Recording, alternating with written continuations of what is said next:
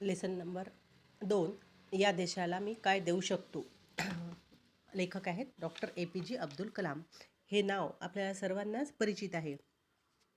2020पर्यंत भारत एक प्रगत राष्ट्र म्हणून कसे उदयास येईल या विषयावर त्यांनी आपल्या इंडिया 2020 या पुस्तकातून आपले विचार व्यक्त केले आहेत. धार्मिक आणि सामाजिक दरी दूर करून लोकांना एकमेकांच्या जवळ आणण्याचे जनसंपर्काचे कामही ते करतात. विज्ञान, तंत्रज्ञान तसेच सामाजिक क्षेत्रात त्यांनी केलेल्या बहुमोल कामगिरीसाठी त्यांना भारतरत्न पुरस्काराने सन्मानित करण्यात आले. त्यांच्या ओघवत्या भाषणशैलीमुळे ते भारतात विद्यार्थी जगातही लोकप्रिय आहेत. त्यांनी 2011मध्ये देशातल्या युवकांसाठी what can I give movement ही मोहीम सुरू केली. भारतातल्या भ्रष्टाचाराविरुद्ध लढा ही या मोहिमेची मध्यवर्ती संकल्पना. त्यांनी इंग्रजी भाषेतून अनेक पुस्तकांचे लेखन केले असून त्यांच्या लोकप्रिय पुस्तकांचे अनेक भाषांमध्ये अनुवाद झाले आहेत. प्रस्तुत पाठ हा त्यांच्या टर्निंग पॉईंट्स या पुस्तकातून घेतला आहे. यामध्ये देशासाठी काय करता येईल आणि काय केले पाहिजे याविषयी तरुणांना संदेश दिला आहे. डॉक्टर APJ अब्दुल कलाम यांचं नाव आपल्याला सर्व परिचित असूनही ते विद्यार्थ्यांशी किती निगडीत होते, विद्यार्थी जीवनाशी त्यांचे कितीतरी प्रश्न त्या ठिकाणी त्यांनी मांडलेले आहे. आता त्यांच्या मनामध्ये एक इच्छा त्यांनी जे स्वप्न पाहिलं होतं 2020 साली भारत महासत्ताक बनवायचं आणि या ठिकाणी इंडिया 2020 म्हणून याचं एक स्वप्न दृष्टी या ठिकाणी त्यांनी खूप सारी पुस्तकं इंग्रजी भाषेतून लिहिली आहेत. तर आपल्याला हा जो पाठ आहे टर्निंग पॉईंट्स या पुस्तकातून घेतला आहे. म्हणजे देशासाठी काय करता येईल यासाठी आणि काय केले पाहिजे हा जो एक संदेश आहे तो या ठिकाणी त्यांनी दिला आहे. त्यांच्या मते आहे की आपण या ठिकाणी काम करण्यासाठी म्हणून अब्दुल कलाम यांनी यांच्या भाषणाचे विषय जॅट्रोफची लागवड जॅट्रोफची लागवड, श्रेणी देण्याची पद्धत, उद्देच्या बाबतीत स्वयंपूर्ण होण्याची गरज, सौर ऊर्जा मिशन, विकासाचे राजकारण महत्त्वाचे, राजकारणाचे 2 पैलू, अब्दुल कलामांचे संकल्पन चित्र, संसद सदस्यांची जबाबदारी, राजकीय राजकारणाच्या बाहेर पडले पाहिजे आणि संसदेने आपली शक्ती खर्च करावी. एवढे सारे पॉईंट त्या ठिकाणी त्यांच्या मनात त्यांच्या या पुस्तकातून त्यांनी मांडले आहे. तर यशस्वी योजनेची प्रमुख क्षेत्र कशी आहे, राष्ट्रीय विकास दर कसा असला पाहिजे, माहितीचा स्रोत, कॉम्प्युटरवर परिषदा घेण्याची सुविधा, राज्यकर्त्याच्या उत्कर्षासाठी विशेष काम, असे खूप सारे प्रश्न या ठिकाणी त्यांनी मांडले आहे. आता पहा, भारताला विकसित राष्ट्र बनवण्यासाठी अब्दुल कलाम यांचा विचार काय होता. भारताचे राष्ट्रपती म्हणून डॉक्टर APJ कलाम यांनी टर्निंग पॉईंट्स या पुस्तकात देशाच्या भवितव्याचा वेध घेतला. देशासाठी काय करता येईल आणि काय केले पाहिजे याचे सविस्तर विवेचन केले. या देशाला काय देऊ शकतो या पाठात त्याचे विवेचन करण्यात आले आहे. आता मी देशाला काय देऊ शकतो तर दुसऱ्या देशाच्या दृष्टीतून देशाला सन्मान आणि आदर मिळवून देऊ शकतो. 100 कोटी देशबांधव आणि भगिनी यांच्या चेहऱ्यावर हास्य आणवू शकतो. हे करण्यासाठी आर्थिक विकास आणि शिक्षण हे महत्त्वाचे आहे. समाजात प्रतिष्ठा मिळवण्यासाठी शिक्षण अत्यंत महत्त्वाचे असल्याचे डॉक्टर कलाम सांगतात.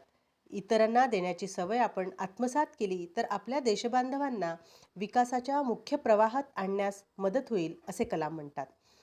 राष्ट्रपती असताना त्यांनी राष्ट्राला उद्देशून एकंदर 10 भाषणं दिली. तर त्याचे विषय अत्यंत महत्त्वाचे होते. आपल्या संकल्पना प्रत्यक्षात आणण्यासाठी ध्येयात परिवर्तन करणे हा एक विषय होता. दुसरे विषय विविधांगी होते.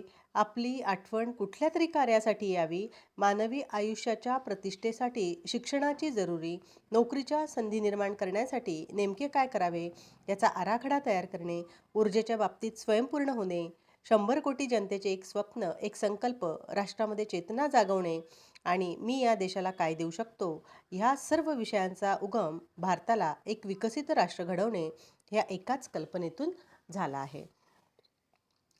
आता याविषयी डॉक्टर कलामांनी असं म्हटलेलं होतं की प्रजासत्ताक दिनाच्या भाषणाला नेहमी एक विषय ठरवला जात असे आणि या भाषणाची तयारी नेहमीच बऱ्याच आधीपासून सुरू व्हायची. तर विषय कसा की आंतरराष्ट्रीय स्तरावर काय परिस्थिती आहे तेही समजून घ्यायचं. संबंधित विषयातील तज्ज्ञांना आम्ही एक प्रश्नावली पाठवायचो आणि एवढं झाल्यावर आम्ही ती सर्व माहिती पडताळून पाहत असू. भाषणाचे अनेक कच्चे मसुदे तयार होत असत. अगदी 10 किंवा त्याहीपेक्षा जास्त मसुदे होणे ही सर्वसामान्य बाब होती. भाषणाचे तब्बल 15 मसुदे तयार केले गेले. अर्थात मी युरोपियन संसदेसमोर 25 एप्रिल 2007ला जे भाषण दिले त्यात 31 मसुदे होते आणि हा उच्चांक होता. म्हणजे माझ्या कार्यकालात मी राष्ट्राला उद्देशून 10 जी भाषणं दिली त्यामध्ये आपली आठवण कुठल्या कार्यासाठी यावी आणि मानवी आयुष्याच्या प्रतिष्ठेसाठी शिक्षणाची जरुरी हे सर्व विषय त्या ठिकाणी मांडले होते. आता नोकऱ्या निर्माण करणे ह्याविषयी बोलताना मी जॅट्रोफा कॅरकेस ह्या झाडाची लागवड देशात करण्याबद्दल बोललो. तेव्हा बऱ्याच राज्यांनी हे एक विशेष काम म्हणून हाती घेतले आणि आज लाखो हेक्टर जमिनीवर जॅट्रोफची लागवड झालेली आहे. शिवाय जॅट्रोफची झाडे वाढवणारे आपले तज्ज्ञ आफ्रिकेतल्या काही देशांमध्ये आपल्या शेतकऱ्यांना पाठवून जॅट्रोफा लागवड करण्यास शिकवत आहे.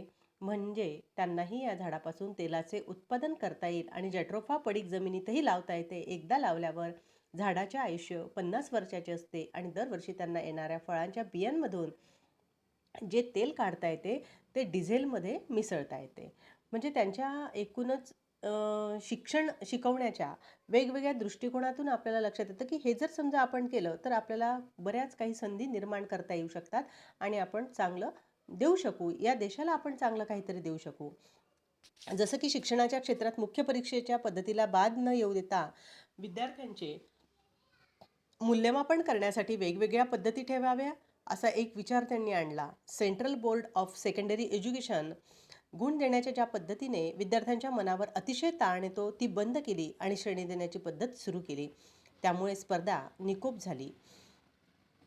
शिवाय पर्यावरण शुद्ध राहण्याच्या दृष्टीनेही आपण कोळसा, तेल, गॅस यावर अवलंबून राहणे कमी केले पाहिजे आणि सौर, पवन व जलशक्तीपासून प्रदूषणमुक्त ऊर्जा उत्पन्न करण्यावर भर दिला पाहिजे.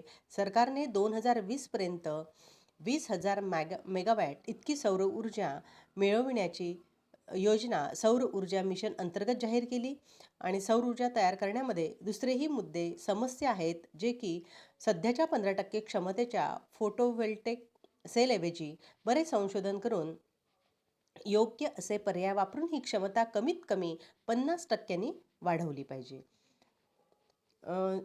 शिवाय सौर ऊर्जेचे स्रोत वापरायचा आणि कमी करण्याचा, जैव इंधन वापरायचा ही पद्धती जर अवलंबली तर खंड न पडता सलग ऊर्जा मिळत राहील.